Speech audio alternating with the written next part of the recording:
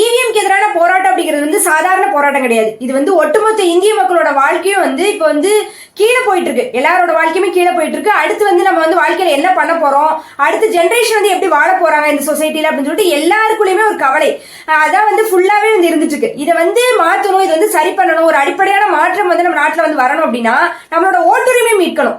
ஏன் வந்து எல்லாமே தலைகீழ போயிட்டு இருக்கு, எல்லாமே முன்னேறி வந்துட்டு இருந்த ஒரு சமுதாயம் ஏன் வந்து கீழே போகுது அப்படின்னா நமக்கான ஓட்டுரிமையை நம்ம இழந்துட்டோம் இந்த இவிஎம் மிஷின் மூலமா. அதனாலதான் இந்த இவிஎம் மிஷினை வந்து மாத்திட்டு வாக்கு சீட்டு முறைக்கு வந்து நம்ம மாறணும். எல்லா நாடுகளும் இருக்க மாதிரி பழைய மாதிரி நியாயமா தேர்தல் நடக்கணும். அப்பதான் நமக்கான ஆட்கள் வந்து ஆட்சி பண்ணுவாங்க, மக்களுக்காக ஆட்சி பண்ணுவாங்க, நாட்டுல வந்து நல்ல விஷயங்கள் நடக்கும் அப்படிங்கறதுக்காக இந்த போராட்டத்தை வந்து நடத்திட்டு இருக்கோம். இதுல வந்து முக்கியமான விஷயம் வந்து மக்கள் தெரிஞ்சுக்க வேண்டியது என்ன அப்படின்னா இவிஎம் மிஷின்ல வந்து முறைகேடு நடக்குது அப்படிங்கிறது எல்லாருக்குமே தெரியும். அதுல வந்து முக்கியமான விஷயம் என்ன அப்படின்னா ஆதாரம் இருக்கு.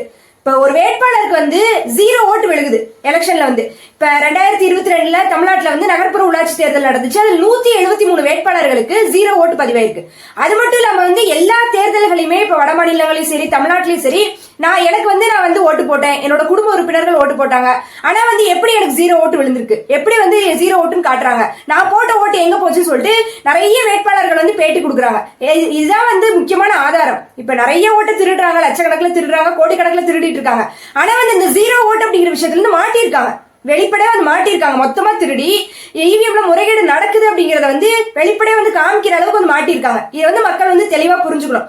அதனால வந்து இதுல வந்து இந்த வீடியோல வந்து நாங்க என்ன பண்ண போறோம் அப்படின்னா 0 ஓட்டு வந்து ஒரு வேட்பாளருக்கு வந்து எப்படி விழுகுது அப்படின்னு சொல்லிட்டு டெமோ பண்ணி காட்ட போறோம் இந்த வீடியோல.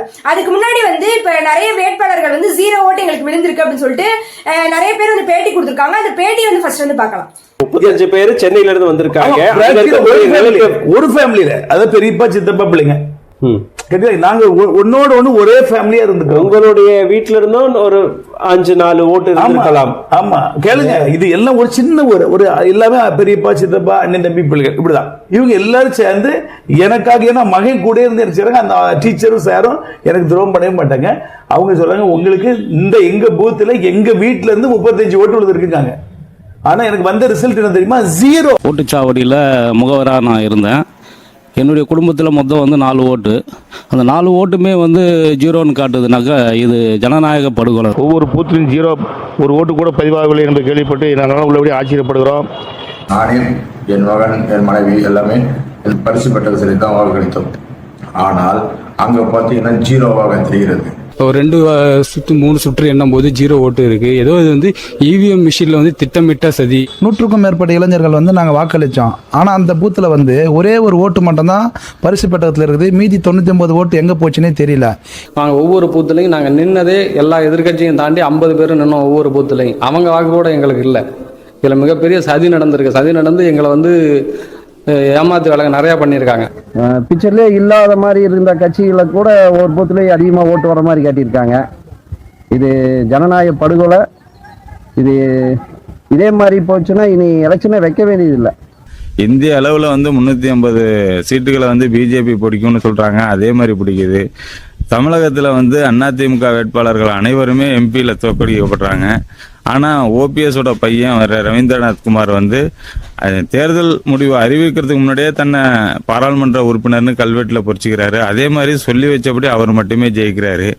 இதெல்லாம் வந்து உண்மையிலே ஓட்டிங் மிஷினில் வந்து குளறுபடிகள் மோசடிகள் நடந்ததை உறுதிப்படுத்துகிற மாதிரி இருக்கு. நடந்து முடிந்த நாடாளுமன்ற தேர்தலில் பூத்து ஏஜென்ட்டாக நான் பணியாற்றினேன். ஏறத்தாழ ஒரு பூத்துக்கு 33 பேர் ஒரு பூத் கமிட்டி அமைக்கப்பட்டது. அது தவிர்த்து ஒரு பூத்துக்கு 2 ஏஜென்ட்டுகள். எப்படி பார்த்தாலும் அந்த ஒரு 33 ஒரு 2 35 பேர் வாக்காவது அந்த ஓட்டு பெட்டியில் இருக்க வேண்டும். ஆனால் அது வந்து பூஜ்ஜியமாக காட்டுகிறது என்றால் இந்த மோடியின் கைவண்ணத்திலே இந்த ஜனநாயக படுகொலை மட்டுமல்ல கேலிக்கூத்தான இந்த தேர்தல் நடந்திருப்பது. धुले के अवधान गांव का एक वीडियो सोशल मीडिया पर खूब वायरल है। इसमें गांव वाले प्रदर्शन करते नजर आ रहे हैं। दावा किया जा रहा है कि कांग्रेस के उम्मीदवार कुणाल पाटिल को अवधान के मतदान केंद्रों पर 0 वोट मिले हैं। ईवीएम में जो सेटिंग की संभावना लग रहा है यहाँ पे, जहाँ कई गांव में मेरा परिवार है, जैसे दीदी जीजा रहता है वहाँ पे, तो उनका भी वोट नहीं पड़ा है वहाँ पे। साथ ही जो बहुजन समाज पार्टी के जो प्रत्याशी है कुरुद में, लालचंद पटेल, उनका वोट उनके गांव में उनको खुद नहीं पड़ा।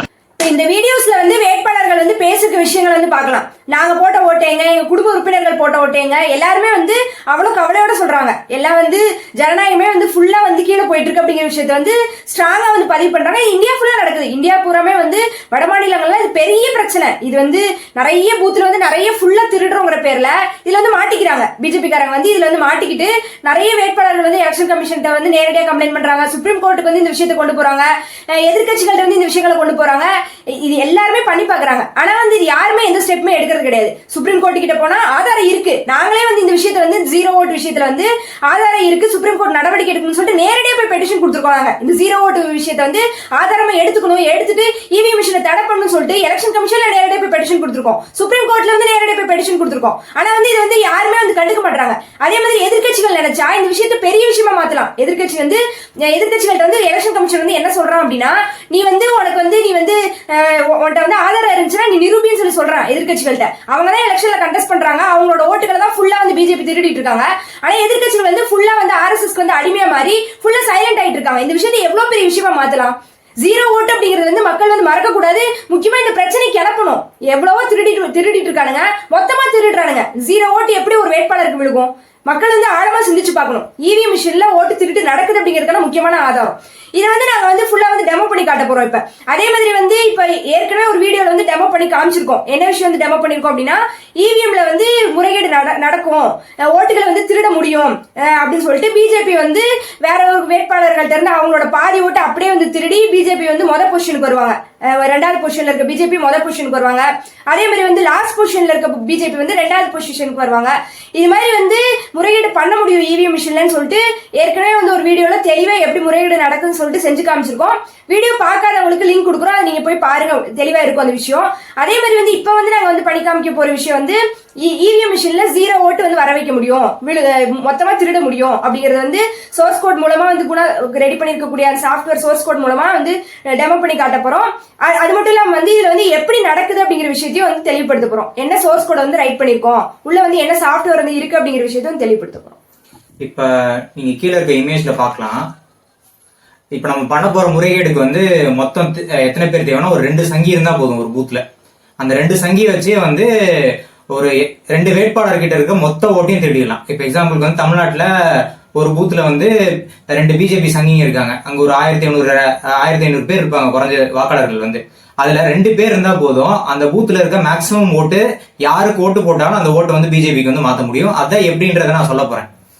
அது மாதிரிதான் நம்ம டிசைன் பண்ணிருக்கோம். 2 பேரை வச்சு எப்படி ஓட்டு திருடுறதுன்னு தான் டிசைன் பண்ணிருக்கோம். இப்ப கீழே இருக்க இமேஜ்ல காட்டின மாதிரி இப்ப ஃபர்ஸ்ட் வந்து ஒரு சங்கி வந்து போலிங் பூத்துக்குள்ள போய் பிஜேபிக்கு ஒரு ஓட்டு போட்டுட்டு பட்டன் பிரஸ் பண்ணோன்னே சத்தம் வரும். அதே மாதிரி மேல வந்து லைட் எரியும்.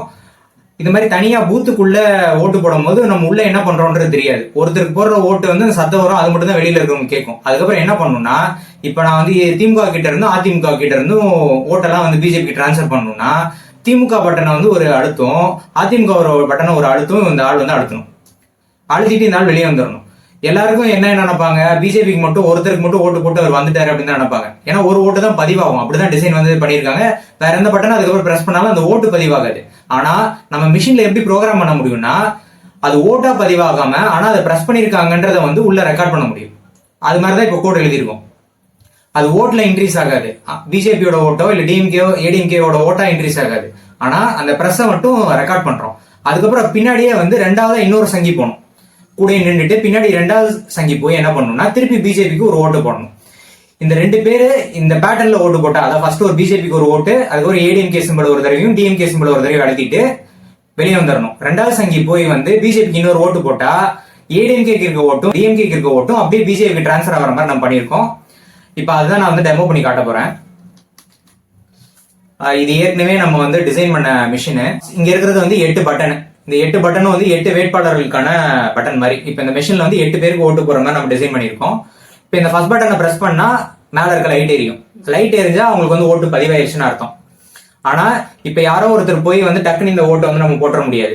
அங்க வந்து எலெக்ஷன் ஆஃபீஸர்ஸ் இருப்பாங்க. அவங்க என்ன பண்ணணும்னா அவங்க கையில கண்ட்ரோல் யூனிட்னு ஒன்று இருக்கும். அதான் இந்த செகண்ட் சைட் இருக்கு. இந்த டிஸ்பிளே கீழே இருக்க 5 பட்டன் தான் கண்ட்ரோல் யூனிட். இதுல இந்த ப்ளூ பட்டன் இருக்குல்ல, இந்த ப்ளூ பட்டனை எலெக்ஷன் ஆஃபீஸர்ஸ் வந்து பிரஸ் பண்ணணும். இதான் வந்து பேலட் பட்டன் சொல்லுவாங்க. இதை ஒரு தடவை பிரஸ் பண்ணா ஒரு ஓட்டு பதிவு பண்ணலாம், அதுக்கு மேல பதிவு பண்ண முடியாது. இதுதான் எலெக்ஷன் கமிஷன் பண்ணியிருக்க செட்டப். இது இப்போ நான் எக்ஸாம்பிள் ஒன்று போட்டு காட்டுறேன். இப்போ இந்த ப்ளூ பட்டன் ஒரு தடவை பிரஸ் பண்ணியிருக்கேன். இப்போ ஃபர்ஸ்ட் பட்டன் நான் பிரஸ் பண்ண போறேன், மேலே ஃபர்ஸ்ட் பட்டனுக்கு லைட் எரியும், நீங்க செக் பண்ணலாம், லைட் எரியுது. இதே மாதிரி செகண்ட் பட்டன் ஒரு செகண்ட் கேண்டிடேட்டுக்கு ஒரு ஓட்டு போடுறேன், மேலே லைட் எரியுது. அப்போ வந்து ஓட்டு பதிவாயிருச்சுன்னு அர்த்தம். இப்போ ப்ளூ பட்டன் பிரஸ் பண்ணவே இல்லை, நான் இப்போ தேர்டுக்கு ஒரு ஓட்டு போடுறேன், இங்க நல்லா கவனிங்க, லைட் வந்து எரியாது. ஃபோர்த்துக்கு ஒரு ஓட்டு போடுறேன், லைட் எரியாது. ஃபிஃப்த்துக்கு ஒரு ஓட்டு லைட் எரியாது. இந்த ஓட்டு வந்து பதிவாகாது. இப்போ நான் வந்து 2 ஓட்டு தான் போட்டிருக்கேன். இந்த செகண்ட் பட்டன் எதுக்குன்னா மொத்தம் எத்தனை ஓட்டு போட்டிருக்கோம்னு செக் பண்றதுக்காக 2 ஓட்டு காட்டுது. இது எதுக்கு யூஸ் பண்றோம், எதுக்கு யூஸ் பண்ண போறோம்னா, இப்போ போலிங் வந்து சாயங்காலம் வரையும் நடக்கும். முடிஞ்சதுக்கு அப்புறம் இந்த பூத்துல வந்து எவ்வளவு வாக்குகள் பதிவாயிருக்கு, அது மாதிரி எல்லா பூத்துல இருந்து கலெக்ட் பண்ணி தமிழ்நாட்டுல இத்தனை சதவீத வாக்காளர்கள் வந்து பதிவு பண்ணிருக்காங்க வாக்குகளை அப்படின்னு சொல்லி ஓட்டு சதவீதம் சொல்லுவாங்க. அதுக்காக இந்த பட்டனு. 3வது பட்டன் வந்து ஓட்டெல்லாம் கிளியர் பண்றதுக்கு. 4வது பட்டன் எதுக்குன்னா போலை வந்து ஸ்டாப் பண்றதுக்கு. இப்போ ஈவினிங் வந்து டைம் ஆயிடுச்சு, அப்போ வந்து போலிங் க்ளோஸ் பண்ணணும்னா இந்த போல் பட்டன் க்ளோஸ் பண்ண இந்த பட்டன் நமக்குன்னா போல் ஸ்டாப்னு வந்துடும். போலிங் வந்து மொத்தமாக முடிஞ்சிடும். அதுக்கப்புறம் யாரும் போய் ஓட்டு போட முடியாது. இப்போ இந்த பேலட் பட்டன் பிரஸ் பண்ணியோ இல்லை வேற கேண்டிடேட்டுக்கோ ஓட்டு போட முடியாது. இதுவும் நம்ம இந்த ரியல் இவிஎம்ல என்ன இருக்குமோ அதே ஃபங்க்ஷனாலிட்டி வந்து ரெப்ளிகேட் பண்ணியிருக்கோம். அப்புறம் கடைசியாக இருக்கிற பட்டன் வந்து ரிசல்ட் பட்டன். இதை பிரஸ் பண்ணா ஒவ்வொரு கேண்டிடேட்டுக்கும் ரிசல்ட் வரும். போல் ஸ்டாப் பண்ணதுக்கு அப்புறம் ரிசல்ட் மட்டும் தான் செக் பண்ண முடியும் அப்படிங்கிற மாதிரி தான் நம்ம டிசைன் பண்ணிருக்கோம். இப்போ ஒரு ஃபர்ஸ்ட் கேண்டிடேட்டுக்கு ஒரு ஓட்டு போடுறோம், செகண்ட் கேண்டிடேட்டுக்கு ஒரு ஓட்டு போட்டா அது கரெக்டா வருது. மற்ற கேண்டிடேட்டுக்குலாம் 0 ஓட்டு தான் வரும். சரி, இப்போ மாடல் செஞ்சு காமிச்சிருக்கோம். இப்போ நான் திருப்பி வந்து ரெஃப்ரெஷ் பண்றேன் சிமுலேஷன். இப்போ நீங்க டைமிங் வந்து பார்க்கலாம், 0ல இருந்து ஸ்டார்ட் ஆகுது. இப்போ நான் சொன்ன மாதிரி வந்து ஃபர்ஸ்ட் கேண்டிடேட் வந்து பிஜேபின்னு வச்சுக்குவோம். செகண்ட் கேண்டிடேட் வந்து ஒரு முக்கியமான கட்சி, அந்த கட்சிக்கு தான் அதிகமாக மக்கள் ஓட்டு போடுவாங்க. தேர்ட் கேண்டிடேட் வந்து 2வது பெரிய கட்சி.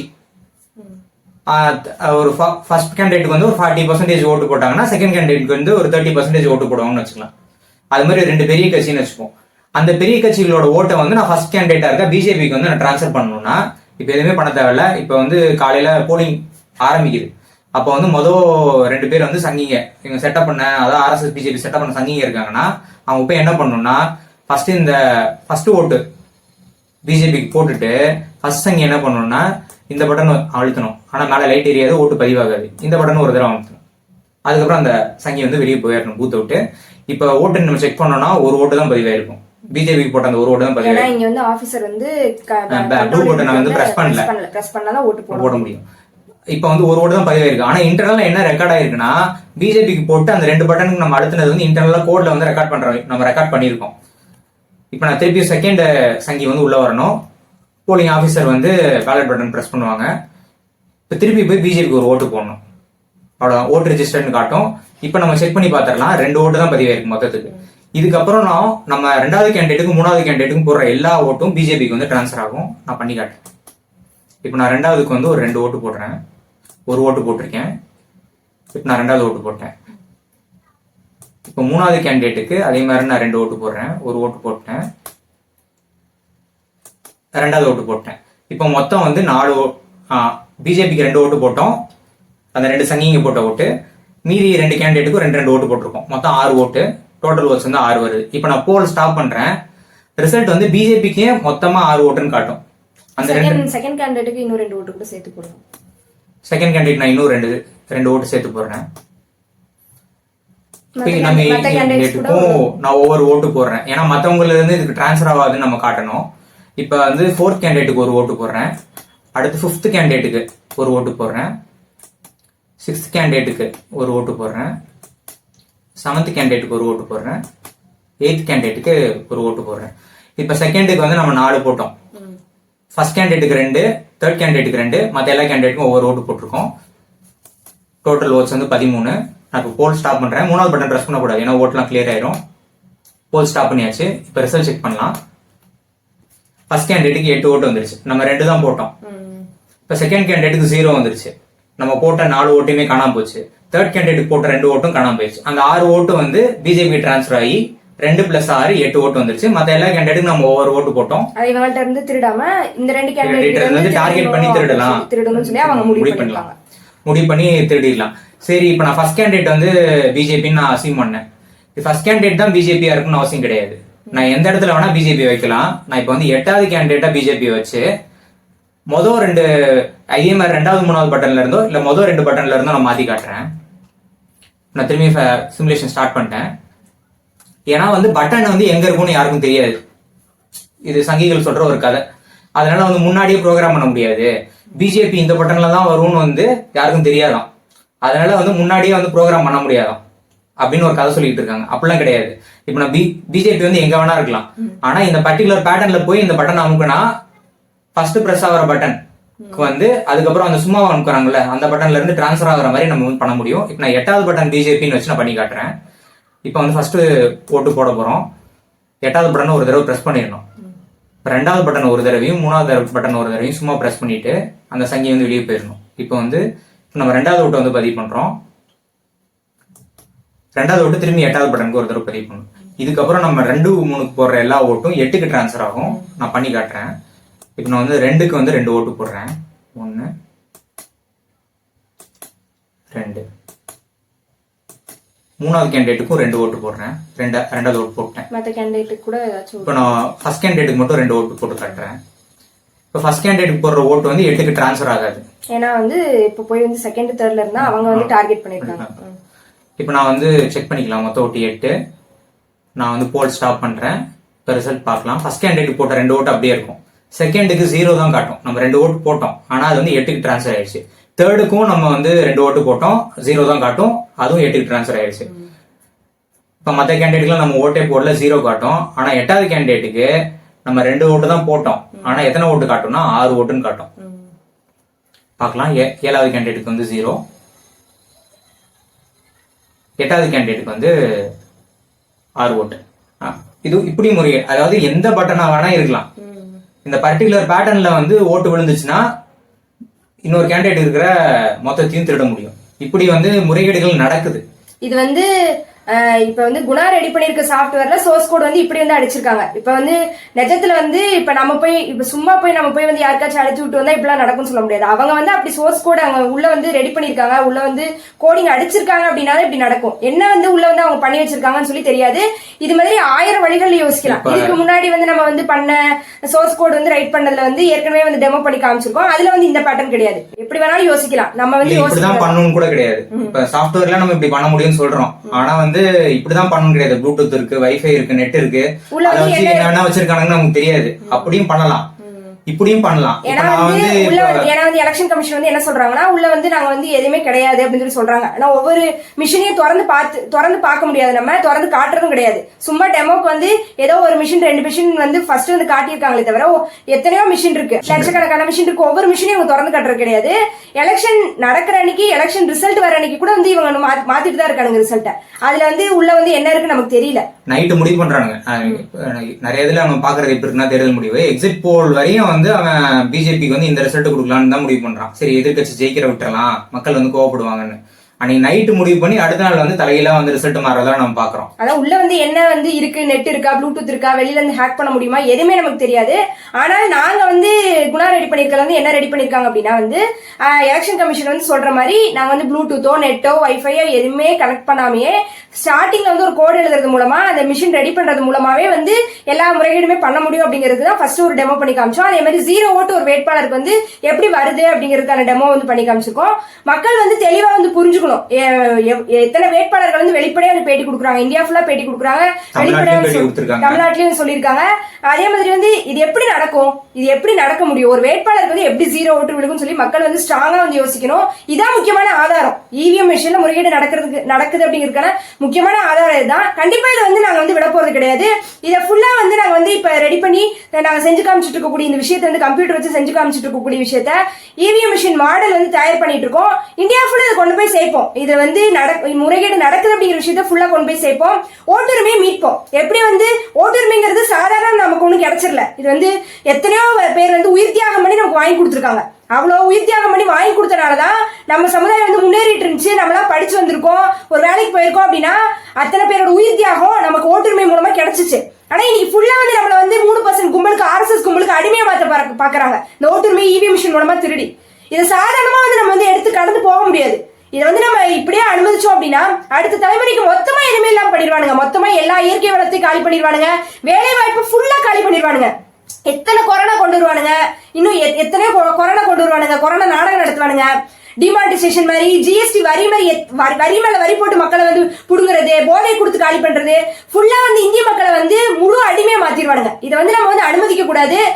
இந்த 2 விஷயம் தான் இவிஎம் மிஷின்ல வந்து நடக்கிறது வந்து 2 விஷயம் தான். ஒன்னு சோர்ஸ் கோடை வச்சு இந்த சாஃப்ட்வேர்ல கோடிங் அடிக்கிறது வச்சு முறைகேடு பண்ணலாம். அதே மாதிரி அதுக்கான ஆதாரம், இவிஎம் மிஷின்ல முறைகேடு நடக்குது அப்படிங்கிறதுக்கான முக்கியமான ஆதாரம் 0 ஓட்டு. ஒரு வேட்பாளருக்கு 0 ஓட்டு விழுகாது. அது வந்து அந்த வேட்பாளரே வந்து சொல்றாங்க, நான் போட்ட ஓட்டு எங்கன்னு சொல்லி கேட்கறாங்க. அப்ப வந்து எப்படி ஒரு வேட்பாளருக்கு 0 ஓட்டு விழுகும்? இது ரெண்டும் முக்கியமான விஷயம். இந்த 2 விஷயத்தை அடிப்படையா வச்சு கண்டிப்பா வந்து இந்த ஓட்டுரிமை மீட்கிறதுக்கான இவிஎம் எதிரான போராட்டத்தை வந்து கண்டிப்பா வந்து நாங்க வந்து தொடருவோம். இவிஎம் எதிராக போராடுறதுக்காக மக்களுக்காக போராடும் கட்சின்னு சொல்லி ஆரம்பிச்சிருக்கோம். அதுல மக்கள் வந்து கண்டிப்பா எல்லாருமே ஒண்ணு சேரணும். ஒண்ணு சேர்ந்து நமக்கான ஓட்டுரிமையை நம்ம மீட்கணும். அதுக்கான போராட்டத்துல எல்லாருமே வந்து கை கோர்க்கணும்.